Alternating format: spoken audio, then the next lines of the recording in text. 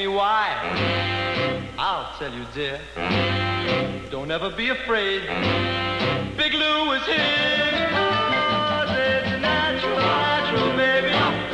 That's what makes the world go round. Yes, it's natural, baby. That's what makes the world go round.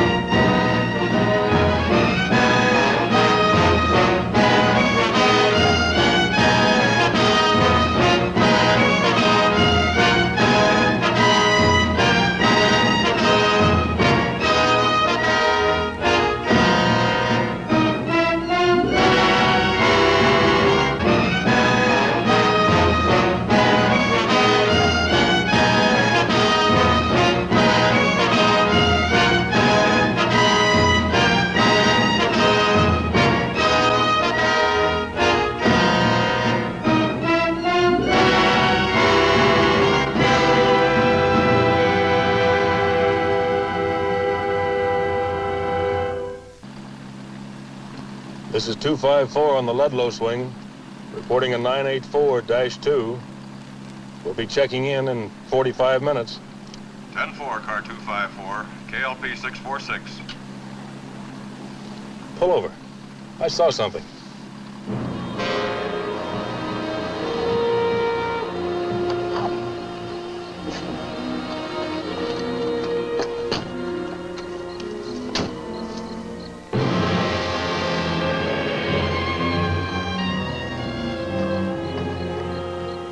I'll report in.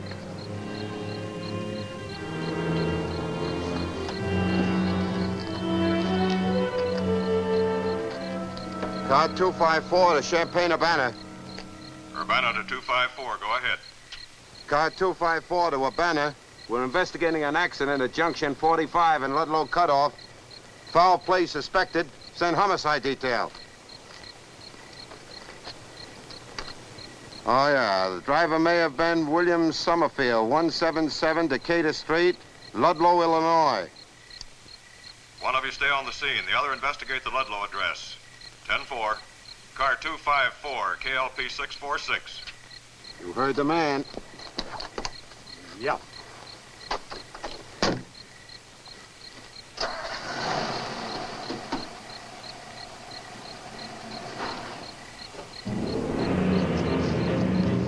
Looks like a girl's sweater.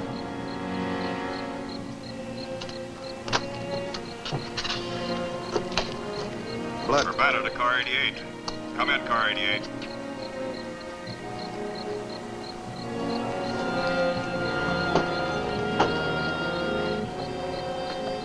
Car 88 to Urbana. McKenzie here. Go ahead. Car 254 has failed to report. Is that car in your area? No, not here. 10-4, car 88. This is KLP 646, Urbana, calling car 254. Come in, car 254. Urbana to car 254. Come in, car 254. Urbana to car 254. Come in, car 254.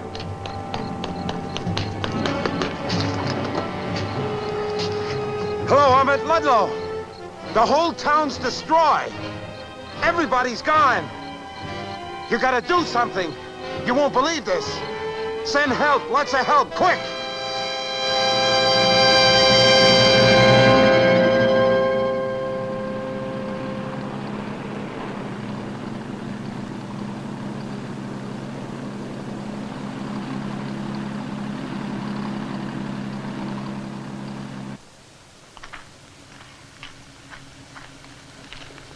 All right, lady, just follow the arrows. Any chance of getting through?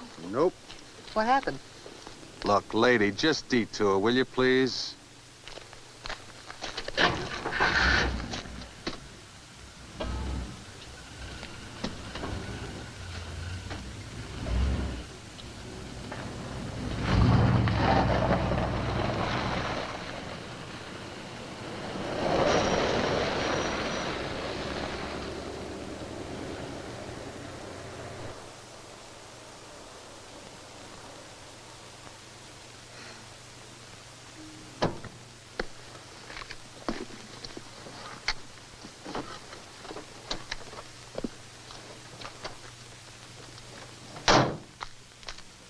Tell him to take that detail out of there. The old man is sending a replacement. Right. I'm sorry, soldier. I should have explained. I'm Audrey Ames, National Wire Service. Yes, ma'am. How do I get there? Sorry, my orders are to let no one through. Well, that surely doesn't include the press. I'm sorry, ma'am. No one is what the old man said. Well, was it very bad? Many get hurt? Look, lady, you're not going to fish any information out of me. Now, why don't you get back on the main road? It's about a mile south.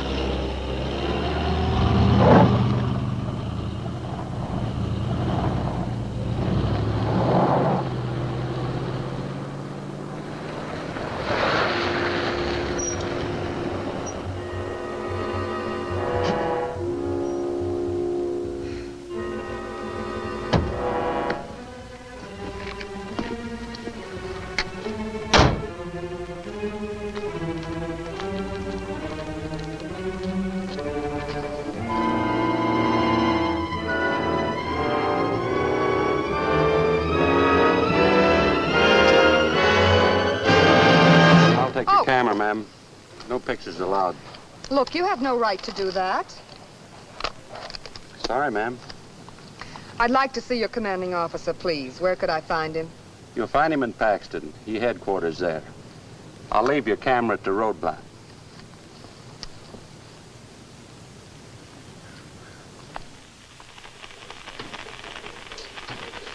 Until further notice, all traffic will continue to be routed around the Ludlow area according to Special Orders Table 6. Good morning. I'd like to see your commanding officer, please. Oh, I'm sorry, but the colonel's busy. Perhaps Captain Barton can help you.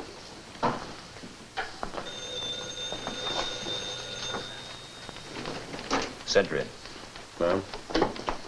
This will cover the whole situation you asked for, sir. Thanks, Lieutenant. Sit down, please. Are you the Audrey Ames who covered Korea for that picture magazine? That's right. I read the book you wrote after the war. Liked it very much. Well, thank you. You're with National Wire Service now. I was on my way to Chanute Field to do a picture story on a new jet plane they're unveiling, and I ran into a roadblock. So? Well, Captain, there was a town beyond that roadblock. A town that isn't there anymore. Until we find out exactly what happened, we'd like to avoid publicity. You have any idea what happened? I'm sorry, Miss Ames.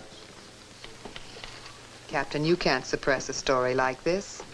We're not trying to, Miss Ames, but until we have more facts... Look, will you give us your word you won't release a story until we give the go-ahead? You have my word. Sometime during the night, the town of Ludlow was completely demolished. The town's population, about 150 people, vanished. Vanished? No bodies, nothing. Well, there must be some trace. I know it's hard to believe, Miss Ames, but a special detail combed through the wreckage for 2 solid hours and couldn't find a thing. Was it an explosion? We don't know. 150 people just don't vanish into thin air. We're still trying to find out what happened. If you'd like to sit in. Yes, thank you, I would.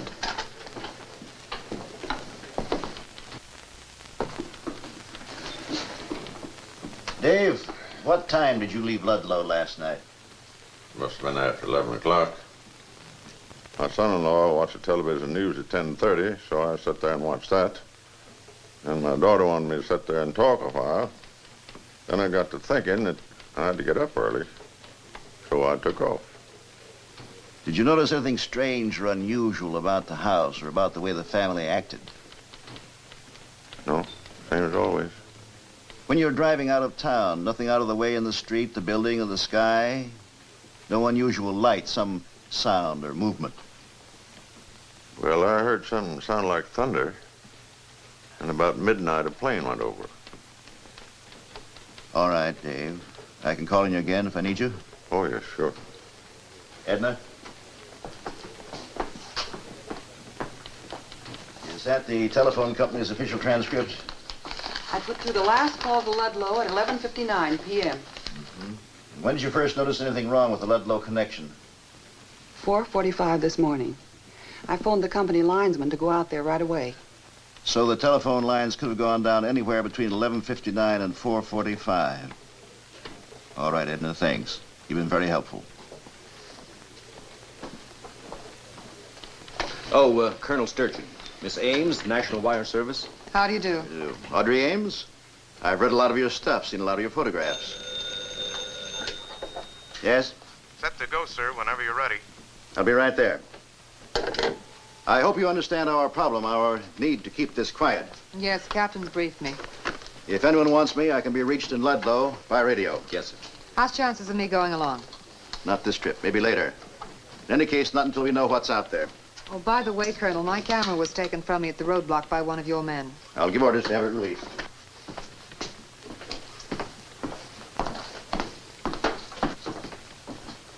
Oh, there has to be a logical explanation for this. A town of 150 people just doesn't disappear. This one did.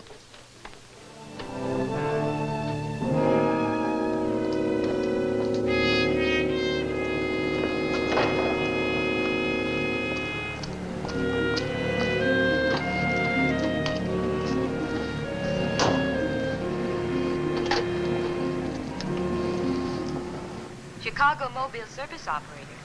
I'd like to place a person-to-person call, please, to Mr. Norman Taggart, Editor-in-Chief of National Wire Service. The number is Murray Hill 44836. In what city, please? New York. Ord, you wind up that jet plane story already? I'm not on the jet story. Norm, listen, I'm on to something I think can be real big. Mm-hmm. Where? Oh. Brother. Huh? What do you mean we can't print it? I've given my word to hold off for a while. Now listen, Norm. A plane flew over Ludlow last night about midnight, just about the time the lid blew off. Check on it. And, check Washington. See if they had an atomic installation in the Ludlow area. Okay. Call me back as soon as you have anything, right? Goodbye.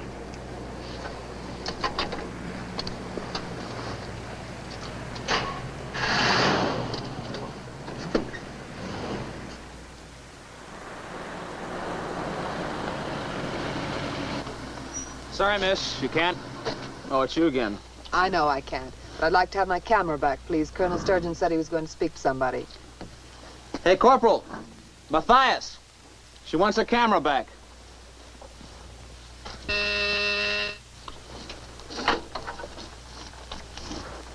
Hello, Norm. What's the score?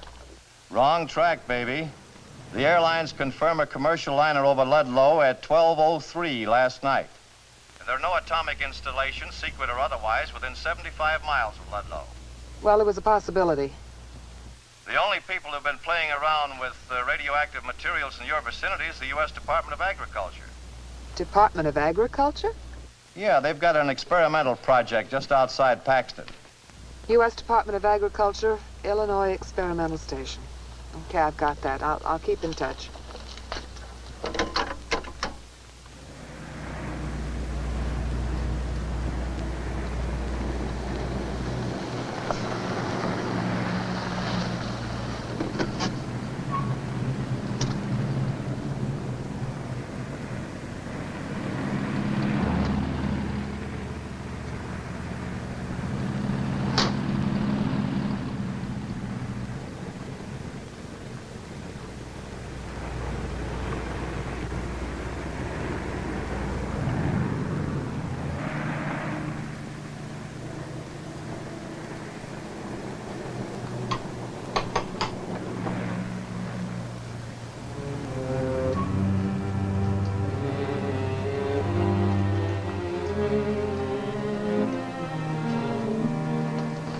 Excuse me. I beg your pardon.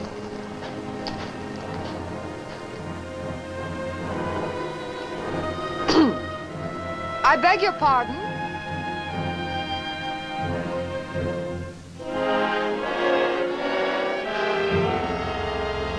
Oh! Hello? Oh, hello. I spoke to him, but I guess he didn't hear me. Oh, he's a deaf mute. Working with radiation can be dangerous. Accident last year cost him his speech and his hearing. Oh, I'm sorry. I'm looking for the project director. I'm the project director. My name's Ed Wainwright. What can I do for you? Oh, excuse me a minute. I'm sorry, Frank. Nothing to worry about, just a slight catastrophe. Do you have these catastrophes very often?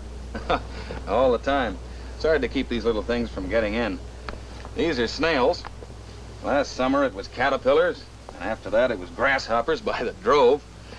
And just last week it was beetles. Now, what can I do for you? Mr. Wainwright, I'm Audrey Ames. I'm with National Wire Service. I suppose you've heard about what happened in Ludlow. Yes. I'm trying to find out what was responsible, and it occurred to me that radiation of some sort might have caused the destruction out there. No, I don't think so. Here. We're the only people around here using radioactive materials. And isotopes aren't explosive. So I'm afraid your answer isn't here. Oh, I see. Now tell me, is this thing really a strawberry? Yes. And these are tomatoes. This, we hope, is the future of the American farmer. And for that matter, all farmers everywhere. Can you eat them? No, not yet. But we hope to develop one day a hybrid that can be eaten. How is it there hasn't been any publicity on this? Oh, there have been a few stories in farm journals, but to most of the public, these giants are just freaks of nature. No practical value. Well, how do they get so big? Well, radiation causes photosynthesis, that is the growing process, to continue night and day. The radioisotopes act as a sort of artificial sun that never sets. It's fascinating. Tell me, what's he doing? Well, that's plant food, essential minerals. Keeps the plants from burning themselves out. They have to be fed constantly. Actually, the fruit would grow much larger if we didn't limit the stimulation. Maybe you'd like to do a story on us. I'd be glad to tell you more about the work. Thank you very much. I'd be very interested, but, well, right now I'm working on this Ludlow story. Thanks again. Right. Goodbye. Bye.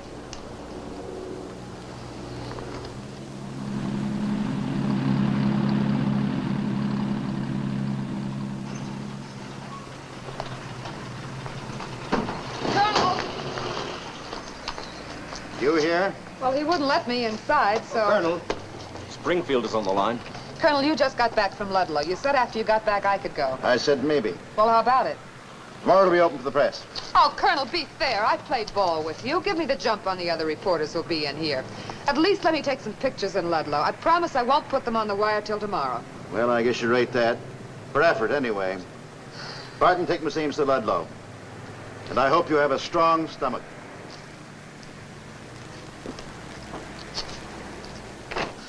We're going to take some pictures in Ludlow. If we're not back in 15 minutes, better come in after us. Yes, sir. Let him through.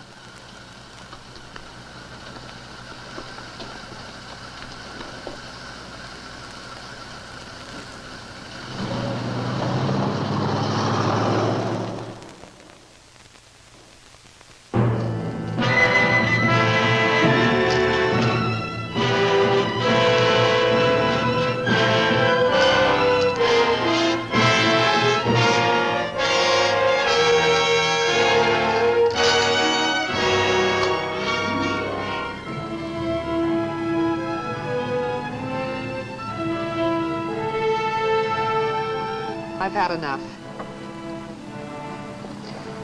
Some people use calendars to tell age. I could use ruins to count mine. I was 25 when I went through Seoul after it was shelled. I was 20 when I took my camera into Cologne and Berlin after World War II. Must be used to it by now. Captain, there's some things you never get used to.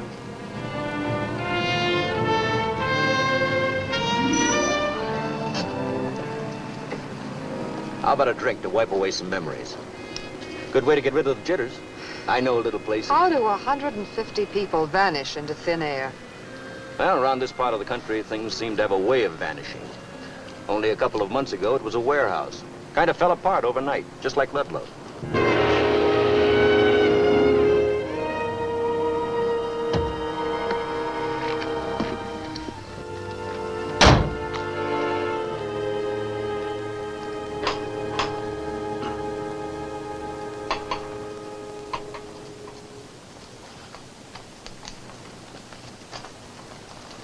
Hello, Frank. Hi, did you decide to come back and do a story on us? Well, no. As a matter of fact, I came back for some help. I'd like you to do me a favor. Anything I can. Remember the warehouse that was destroyed about 3 months ago? Uh-huh. I want you to take me to see it. Oh, well, I'd like to, but I've got too much work in my hands right now. How about tomorrow? 3 months ago, a warehouse was destroyed, and the one person in it vanished. This morning, Ludlow was destroyed. All the people in it vanished. Don't you see a possible tie-up? It's possible, I suppose. What do you want me to do? Just ride out there with me and take a look at it. I don't understand what good that'll do. The authorities investigated it thoroughly. The sheriff thinks in terms of crime and publicity. You're a scientist. You think in terms of cause and effect. Maybe you'll see something that the sheriff missed. That shouldn't be too difficult. Still, I don't know.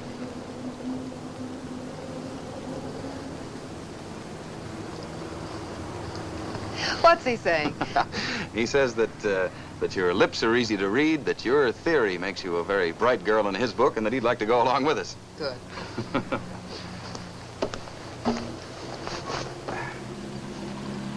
When you barge into people's lives and drag them off to places they don't really want to go, aren't you sort of in danger of becoming unpopular? That's an occupational hazard. How'd you pick such an occupation? I think it sort of picked me. I guess I was just born inquisitive. Ever since I can remember, I wanted to know the why and wherefore of just about everything I saw. I inherited my knack with the camera from Dad. My curiosity supplied the nose for news, and the camera supplied the memory. So there you have it. What about you? Have you always been interested in science? Oh, I guess I always have been in one way or another. I used to fool around with radios and anything electrical when I was a kid. I was a radar officer during the war, and then I went into this when I got out. Ah, yes, I remember now that every time I read one of your articles, it was dateline from some area of flood or famine or war. Made me realize what a sheltered life we scientists really lead. Sheltered? Look what happened to Frank.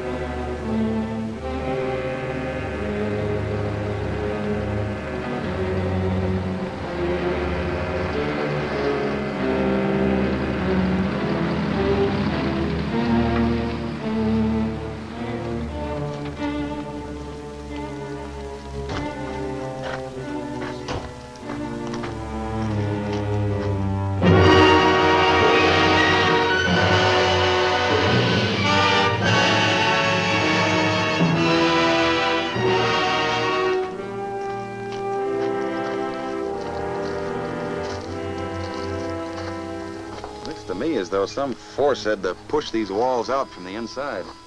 Think it was an explosion? No, it couldn't have been. Any explosion big enough to destroy this warehouse would certainly have been heard in Ludlow. What was it they kept stored here? Wheat. Almost 1 million bushels. It's a lot of wheat. And there was surplus to keep the market from being oversupplied. Doesn't it strike you as a little strange that out of all that wheat, there's not a grain left anywhere? No, that's nature's way, Audrey. Birds probably cleaned up the leavings.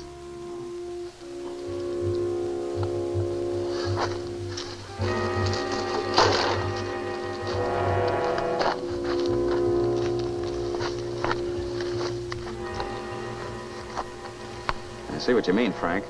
What is it, Ed? You see how barren this ground is? Well, I don't know. I've seen horses leave it like this. This is deeper than horses go and much more thorough. Practically down to the roots. The horses pick and choose. They leave patches. But this is completely barren.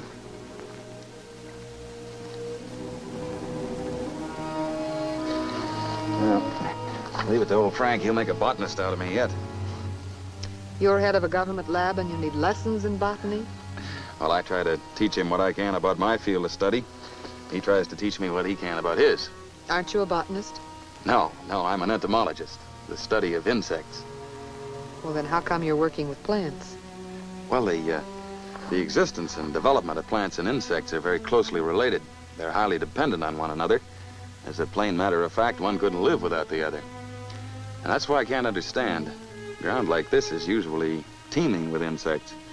This area is completely devoid of it. I think I'd like to get some shots of this. I'm going back to the car for my camera. All right.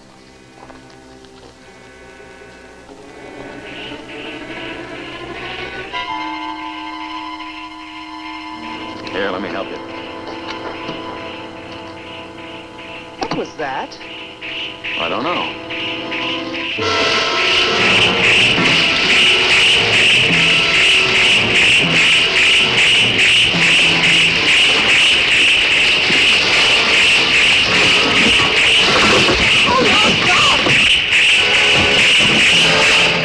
Oh, Frank's gone. You can't save him. Get in the car.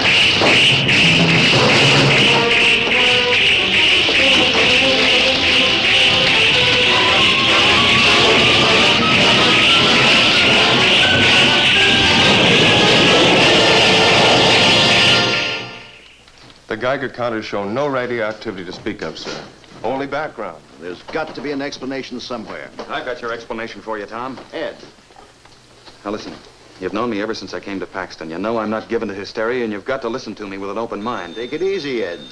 Locusts. What are you talking about? I'm talking about giant locusts.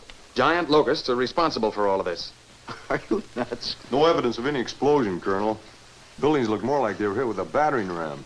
We found these guns at the scene. The kind people keep in their homes. And they've been fired. Okay. Lieutenant? Now listen, Tom. These are 8 feet tall, some even bigger. They're vicious, merciless killers. Now, Ed. Lieutenant. Lieutenant, phone Springfield again. Tell him I'm still waiting for those specialists. Yes, sir. Frank Johnson is dead. He was killed not half an hour ago. It was horrible. Obviously, you're both under a strain. Won't you listen? You've got to get some soldiers out there before more people are killed. Miss Ames, the governor asked me to exercise discretion in dealing with you. Please don't make it any harder for me than it is. You have to believe us. Listen, you've seen the giant plants out at the lab. Are you trying to tell me you bred these things? In a sense, I did, yes. Some locusts must have gotten into the lab, and they ate some of the plants or some of the radioactive plant food. Well, their cell division accelerated immediately. That is, they started to grow abnormally fast. Well, they had to have a constant food supply to sustain this growth. So, a couple of months ago, they wandered into the grain elevator outside of town. When they grew to this giant size, they pushed their way out. Well, they just pushed the building down. Yes. Each one of them has the strength of 10 men. There are probably 200 or 300 of them. So last night, not satisfied with eating the grain, they came to Ludlow. Yes. Even if I went for your story about the size, it would be hard to believe they'd attack people. Sergeant, that report come in from the chemists? No, not yet, sir. Why won't you listen? I am listening. We saw Frank Johnson killed by a giant locust. Sure, and they're reliable people who've also seen flying saucers and weird little men from Mars. Well, take another look at that town out there. Or have you found the answer? Lieutenant? Yes, sir. I'm taking a detail out for a look around. You're to keep radio contact. I want 10 men. Get them on the truck. Yes, sir. All right, Ed. You can show me the exact spot where you saw, well, whatever it was you saw. Oh, no. Well, after all, it's his grasshopper.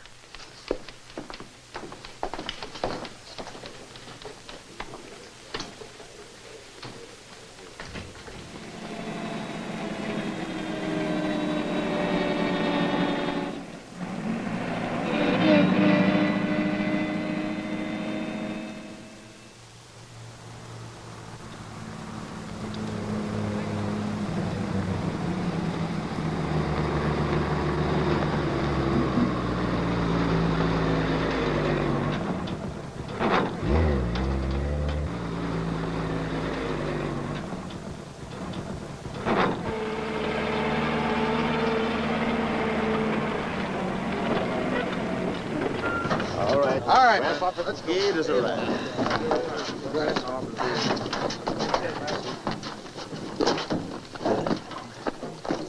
Man, we're gonna dig us some crazy grasshoppers. Why'd they give us nets instead of rifles? All right, tell them to spread out. All right, man, fan out.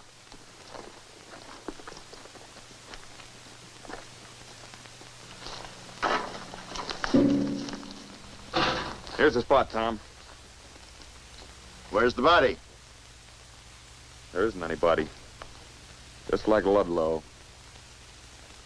All right, men, into the woods.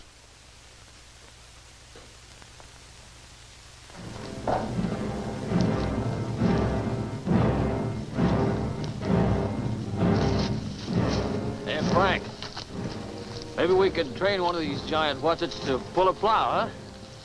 Chuck? Huh? I don't like this place. Ah, take it easy.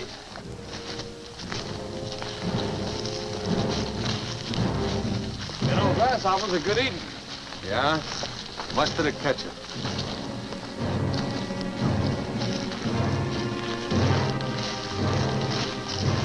Nah, no kidding. I ate them once down in Mexico. Well, you better watch your step. They're liable to get even.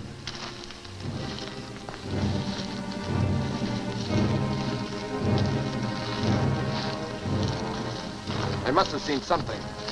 Mr. Wainwright's a scientist. He's trained to see things right. Well, these days they blame the atom for everything. Bad health, bad crops, bad weather. Now it's grasshoppers. They couldn't have just dreamed up this guy Frank being knocked off. Ah.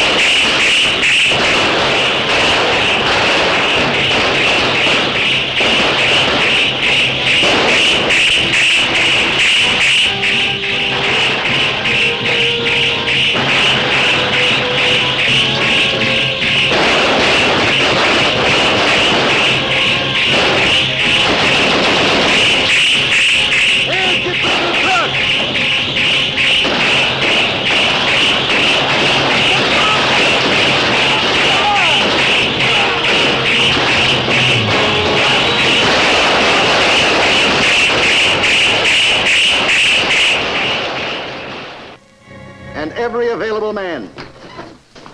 Also get some air support. We'll bomb them out of that forest. What are you going to do? Going in there and wipe out every last one. They'll slaughter you. Not this time. I want light artillery brought up with Company H. You don't have enough men.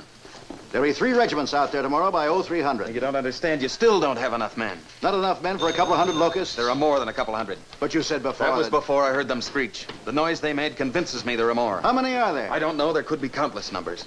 I think you better call in the regular army, Tom. Where would I get off calling for the regular army to handle some oversized grasshoppers? Why, they'd Section 8 me right out of the service. Lieutenant, you take charge of the east sector. Yes. You're making a mistake, Tom.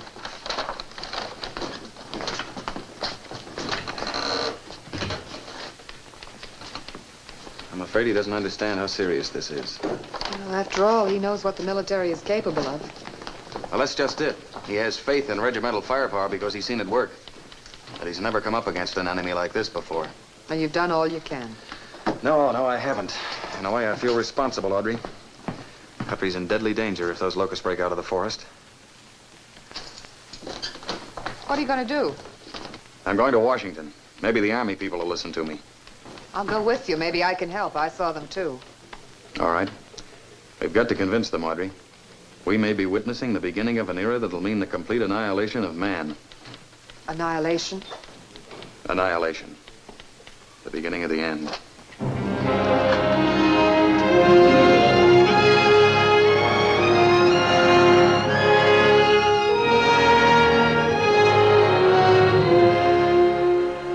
This, gentlemen, is the enemy. This locust, more commonly known as the grasshopper, is almost identical to the giant locust of Ludlow, except for its size and the fact that the giant's wings fail to develop. They cannot fly. The locust is intelligent, it's strong.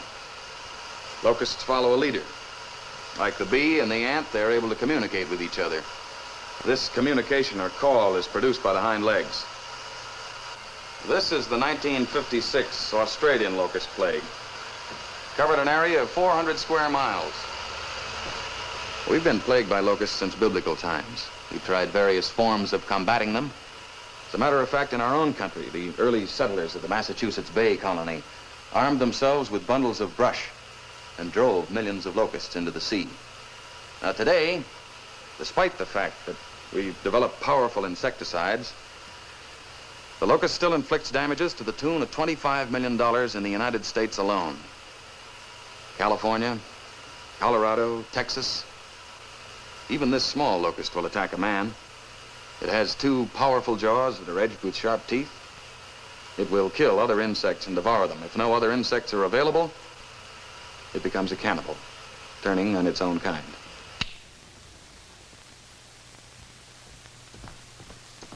Now, you've seen what the locust can do in its normal size, smaller than your thumb. Imagine, if you will, a locust that's grown bigger than a man and is continuing to grow, some larger than others, but each one a deadly killer. I hope you realize we haven't much time. You are a scientist, Mr. Wainwright. You know what locusts can do. I'm a soldier. I know what guns can do. I feel secure the Illinois National Guard can handle this situation. Did you want to say something, General Hanson? No, sir.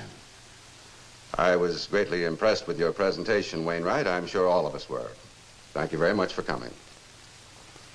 I'm afraid my presentation didn't impress you quite enough, General. I don't understand you. I mean that when the locusts start to move out of that forest, I'm not sure you'll be able to stop them. What are you suggesting we do, Mr. Wainwright? Hit them with everything you've got, now. You need more men, a lot more men. You need tanks and heavy artillery. As of now, the full strength of the Illinois National Guard is in the lines surrounding the Ludlow, Illinois forest. As I said before, Mr. Wainwright, you are a scientist. Why not leave the fighting to the military?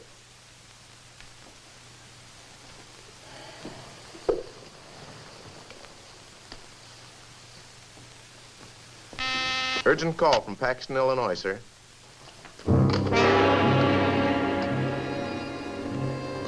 General Short here. Yes. Yes, I see. Thank you. Matt, we'll fly to Paxton with Mr. Wainwright. We'll take charge of operations. Mr. Wainwright, I owe you an apology. The locusts have broken through our defense lines. Thousands of casualties. Our troops are reorganizing to prevent Paxton itself from being overrun.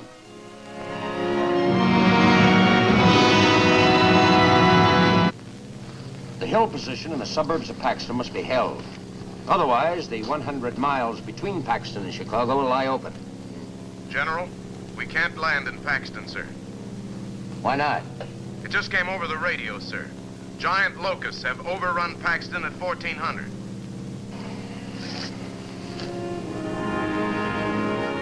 Head for Chicago. Yes, sir.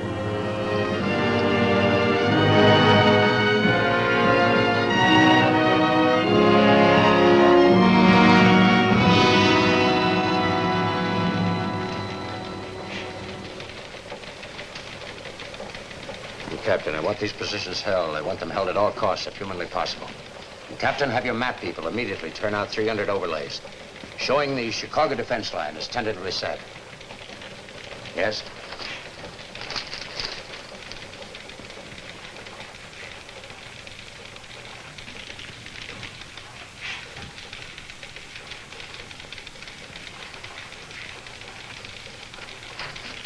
Major Everett. What about Squadron 12? They haven't reported in yet, General. Well, let me know the moment you hear. Yes, sir. Yeah, I'll be with you in a moment. Bill, you'll proceed at once to temporary GHQ, Central Sector, and assume command. Norm, you will order the 81st Armored Division to proceed without delay from Fort Sheridan to Chicago. Have the CG report to me upon arrival. Request the Defense Department to alert the following divisions: the 1st Armored, the 40th, the 1st Airborne, the 92nd, and the 76th. Now, what's your problem? Food. At the rate refugees are pouring into Chicago, General, our emergency stocks won't last long.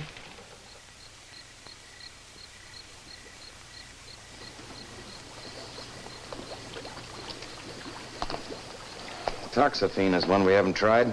How good is it? Almost as powerful as chlordane. All right, ship 2,000 gallons out to the base. Excuse me. Hello. Who's speaking? Squadron 12 just reported. They say they came down on the deck and practically drowned the enemy in insecticide. The chlordane didn't even slow them down. You'll have to come up with something stronger. I'll do my best, General. Goodbye. Stuff's no good. Forget it.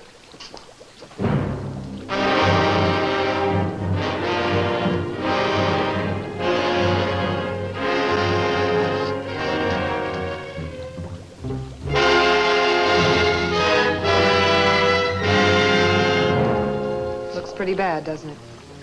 I thought you went back to New York. Well, the big story's here. Well, look, your editor called you back because it was too dangerous. I wanted to be here. Nothing we've done so far. Insecticides, fire, bombs, nothing has done any good. And there's so little time. Well, you're doing everything you can. Well, everybody is, but it's not good enough. The time will come when the beasts will inherit the earth.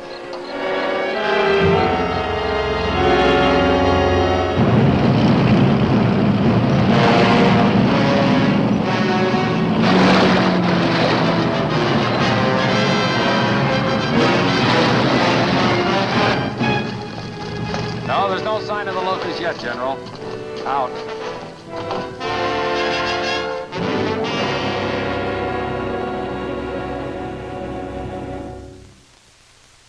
And with an arc of 5 divisions to the west and south of Chicago, General Hanson is confident that he can keep the menace at bay. Units of the Air Forces and Marines are moving into position to back up those forces already deployed by the Army. Now, the one advantage our forces hold over the enemy is that they always reveal their intention to attack. Before every attack, the locusts send forth this warning in the form of a high-pitched screech. Now, this screech increases in intensity until it reaches ear-shattering proportions.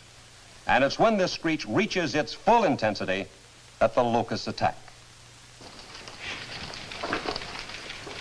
We've got every available man in the line, Major, and I think there's no question but what we'll do.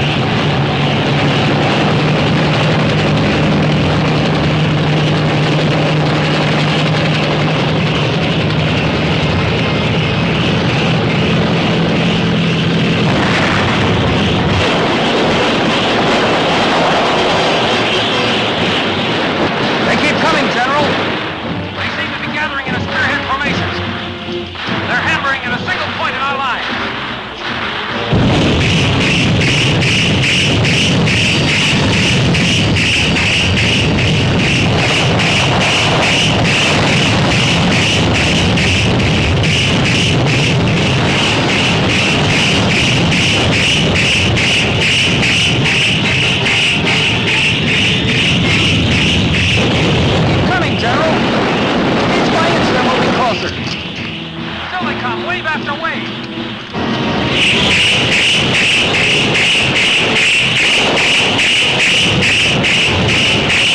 We're going through a breach in our lines. We're all around it. We're being cut off.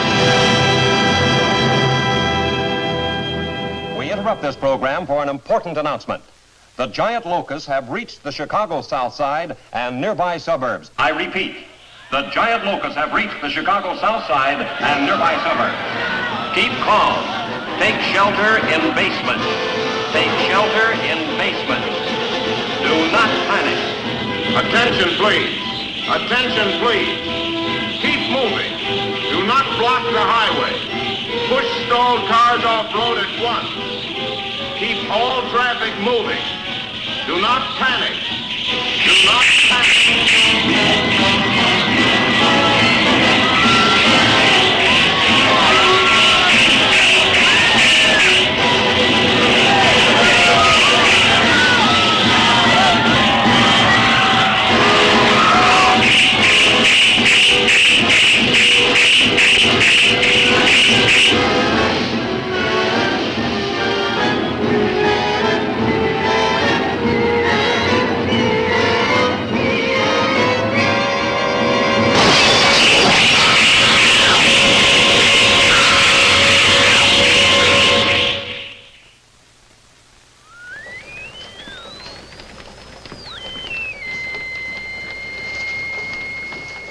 General? Yeah, Miss Ames. Draw up a chair and sit down. I sent for you because of a new development that may be favorable to us. The locusts have stopped their advance. They're huddled in the alleys and buildings just outside the loop. The locusts got cold. When the temperature drops below 68 degrees, they just stop moving. Well, maybe now's the time we could move in and destroy them. Well, they aren't in hibernation, sir. They'll move if they're provoked, and they're just as deadly as ever.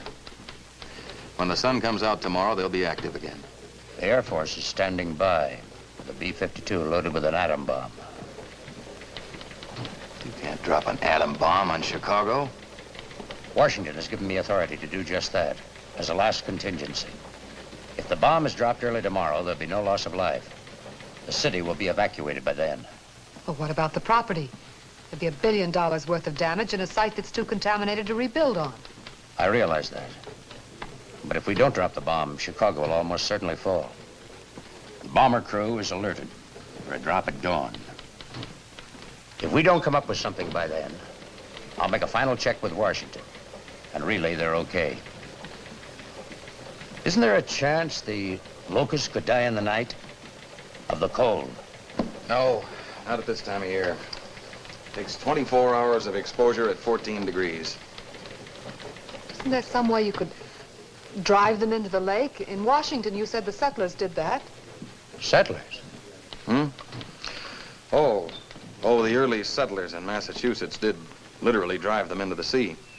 But they weren't dealing with giants. Wait a minute. We can't drive them. Not drive. But we could attract them. Attract. If we could reproduce their call, General, it might work. It just might work. A call for insects? Have you ever been duck hunting, General? The duck call? Yes. There's one for bees, too. They use it in apiaries. It might work. What do you need? Well, let me see. I need an audio oscillator. I need an two audio amplifiers, the most powerful you can get. I need an oscilloscope. I need some high-frequency radio equipment. And a boat. A fast boat. Whatever you need, we'll get. Well, there's one thing I have to get myself.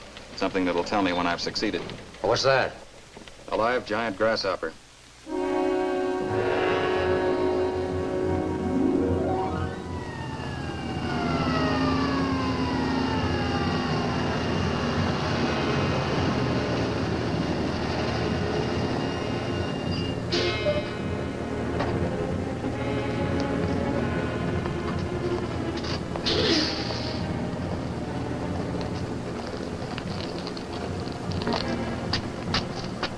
Well, they gotta be around here somewhere.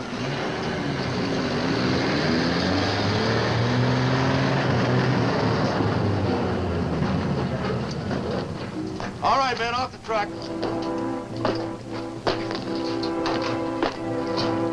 I'd suggest that you send some of them that way and some down there, and you and I try the alley. Okay. You four men go that way, you men that way. Let's go.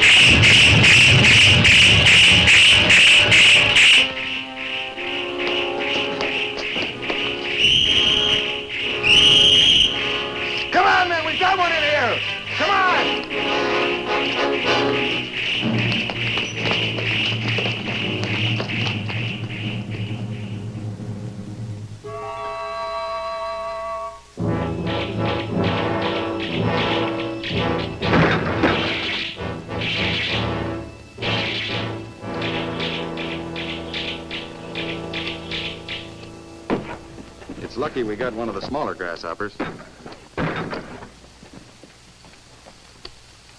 not too close, Major. You put that cage up in a hurry, and I don't know how strong it is. A month ago, I was teaching my engineering class at the university. It was safe and secure. And look at me now.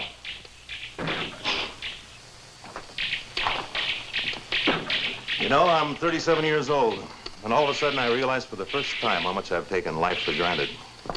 I guess that's something you can't take for granted, Major. Ed, how will you know when you've got the right sound? He'll tell us. How? He'll react to it, and this polygraph will record his reaction.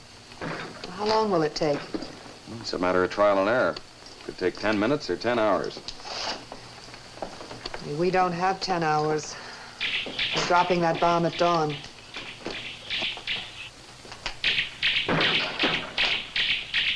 How does this work?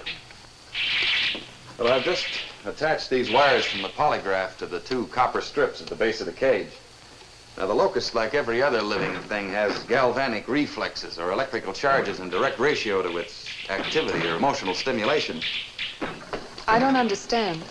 Well, in other words, when we hit the correct sound or signal, the grasshopper will react to it, and the polygraph will record the change.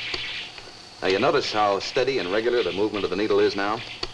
Well, when we reproduce the grasshopper's call, the lines will become longer and highly irregular. It's like a lie detector test, isn't it? Uh-huh. But it's the first time a grasshopper ever got one. Now, if you'll keep your eye on the needle for any unusual jumps or dips, we'll get to work.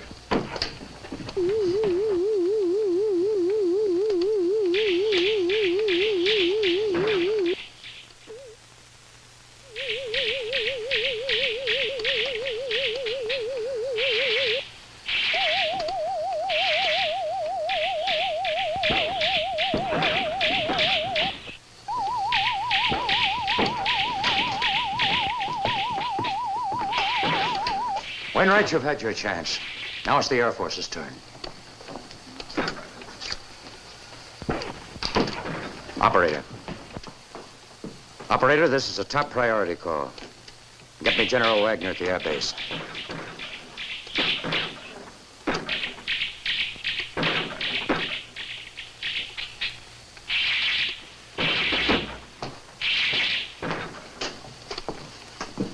Look, General, the locusts outside will stay put until the temperature reaches 68 degrees. That's about an hour and a half from now.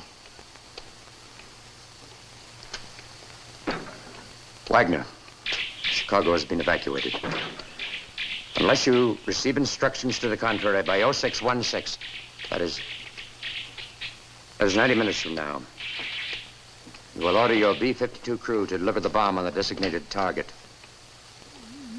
Repeat the instructions back to me. Correct. There's no time to fool with that now.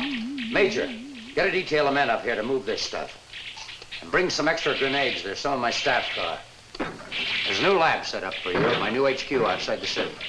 I can't move now. Well, you can't stay here, not with an atom bomb hanging over your head. I don't have any choice. Look, up to now, we've been using a filtered signal, and it hasn't worked. But it's just possible that the hearing apparatus of the locust can detect harmonic frequencies above the human range. Well, to test these frequencies, I need every minute that's left. If you'll just give me one man to replace Miss Ames. I'm staying. Well, look, this is no time to be worrying about a big story. I'm not worried about a story.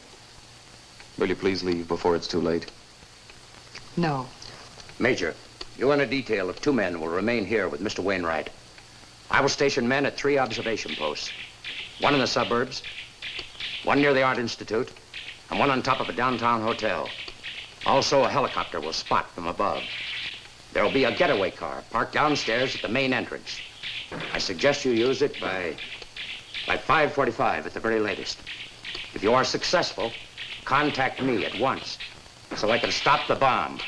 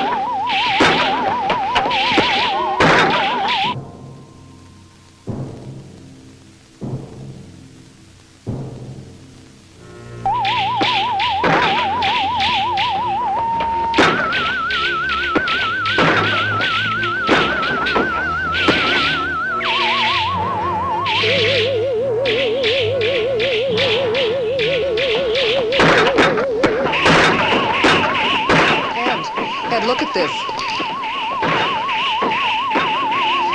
I think you've got it. That's it, Audrey. We've got it. And the cage is weak.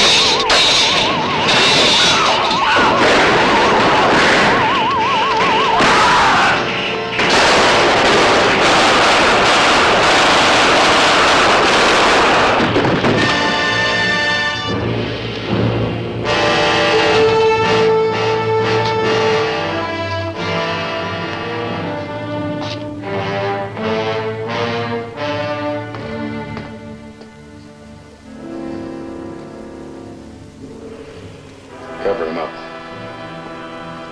Get that thing out of here.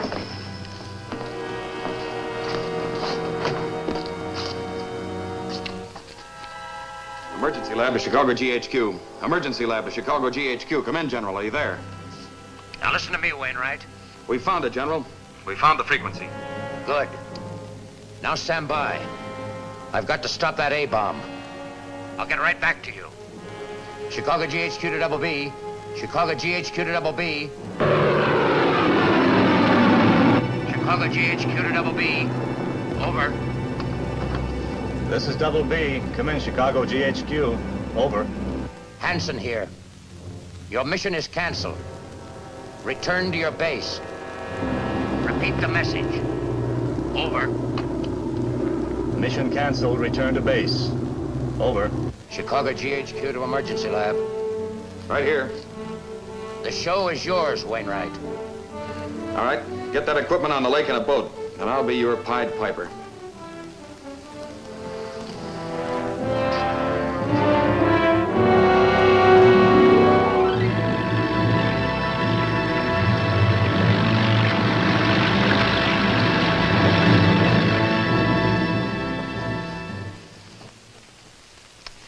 I still don't understand. Why didn't you put the oscillator in the boat in the first place to send out the call? Why track them here? Because we'd never get them all. Here, look. Here we are in downtown Chicago, near the lake. Now, the locusts are scattered all through the suburbs and on the south side. Now, we'll send out the call from here. Yes, but that's going to attract them to us, not into the water. Well, first of all, it's imperative that every last one of the locusts hear the call. Now, in order to do that, we've got to get our amplifier speaker at the highest possible point to get maximum range. Now, we've got ours on the roof of this building, which is one of the tallest in Chicago. Now, once we get them here... Oh, I see. Then the boat will take over. Exactly. Once we have them in the heart of the loop near our location, they'll be within range of the amplifier on the boat. Now, we'll then radio our oscillator signal out to the boat, and they, in turn, will rebroadcast it over their amplifier, attracting the locusts to them and into the lake. We hope. We hope. Now, will you check and see about the temperature? How can we be sure, sir? What do you mean? How can you know that we'll get them all? Well, that's where our observation posts and the helicopter come in. From their reports, we'll know the exact location of the locusts at all times. And if it's working. It's 70 degrees, Ed. They're probably starting to move. Emergency lab to all observation posts. Emergency lab to all observation posts. Report in. Over. Observation post number 2 to emergency lab. Over. Well, what is your location? Over. I'm situated in a store across from the Art Institute on Michigan Boulevard. The street is empty. Nothing in sight. Out. Observation post number 3 to emergency lab. I'm on the roof of the Drayton Hotel. Don't see any grasshoppers in this area, but the south side's getting some action. Out. Emergency lab to observation post 1. Emergency lab to observation post 1. You did not report in. What's your location, post 1? Over. This is observation post number 1. I'm right in the middle of them. I'm just south of 73rd and South Shore Drive. Out. Emergency lab to helicopter. Over. Helicopter to emergency lab. The locusts are active on the south side of Chicago. As yet, there are none in the downtown area. Out. Can you read me, emergency lab? Over. Yes, we can read you fine, General. Are you all set? Over. Well, we're not quite ready yet. I think you better hold off a few more minutes. Over. I think we better start now, General. If they should change their direction and start moving away from Chicago, we may not get them all. Over. I don't like your starting until we're completely ready. This boat has to draw them away from you at a split second's notice. Over. I'd like to start, sir. Then go ahead.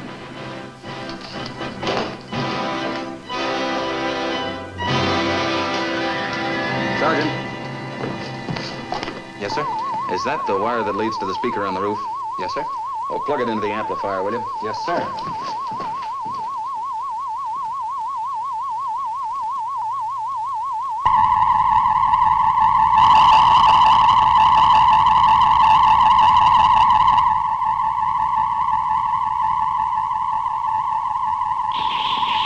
Post number 1 to emergency lab.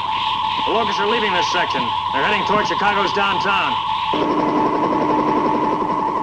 Helicopter to emergency lab. The locusts are moving on the downtown area.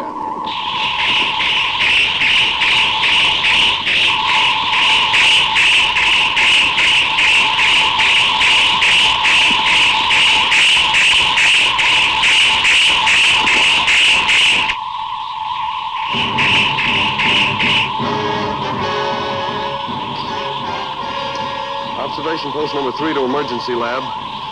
The locusts are everywhere. They're moving toward your location. I repeat, the locusts are moving toward the emergency lab. Michigan Boulevard is filled with them. They're everywhere. Emergency lab to boat. Emergency lab to boat. It's working, General. It's working. I heard the reports.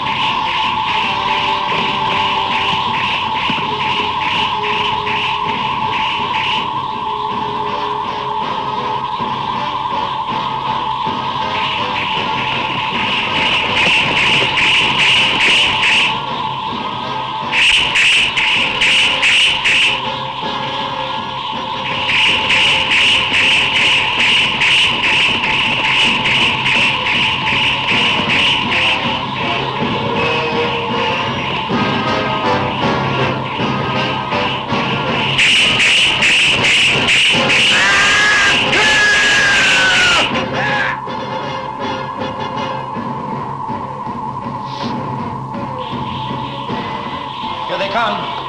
They're coming down the street.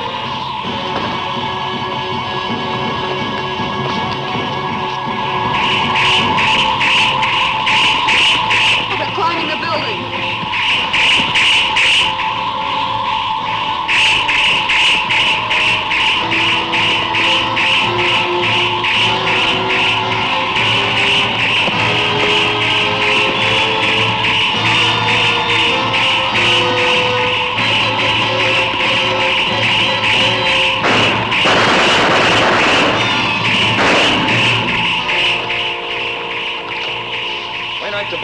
Wainwright to boat. Come in, please. Come in. Come in, Wainwright. How soon are you ready? We're ready as soon as we get clearance from observation posts. I'll check them immediately. Out. Boat to helicopter. They're still going in, sir, but it'll be a while before they all reach the downtown section. Wainwright, you'll have to hold out a bit longer. All the locusts haven't reached the downtown area yet. All right, we'll try.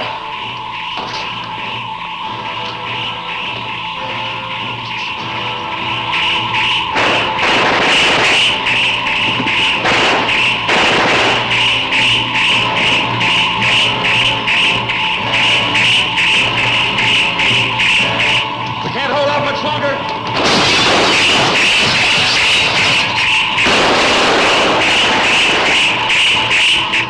Boat to observation post. Report.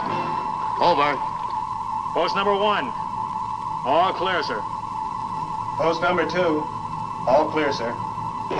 Helicopter reporting. All clear, sir.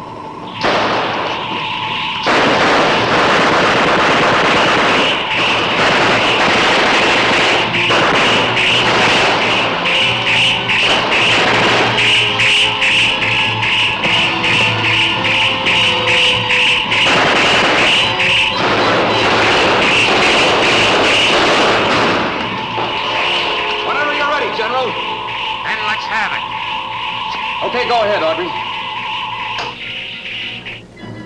Throw the switch.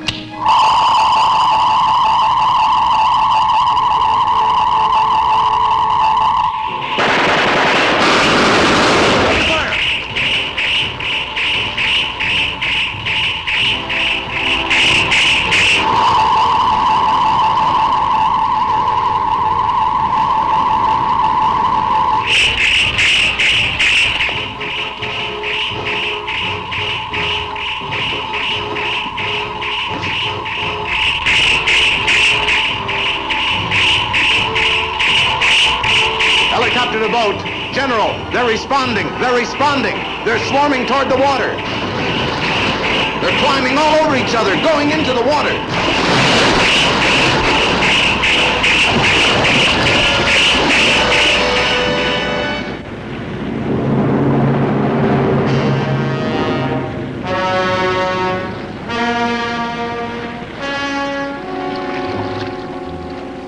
Head for shore.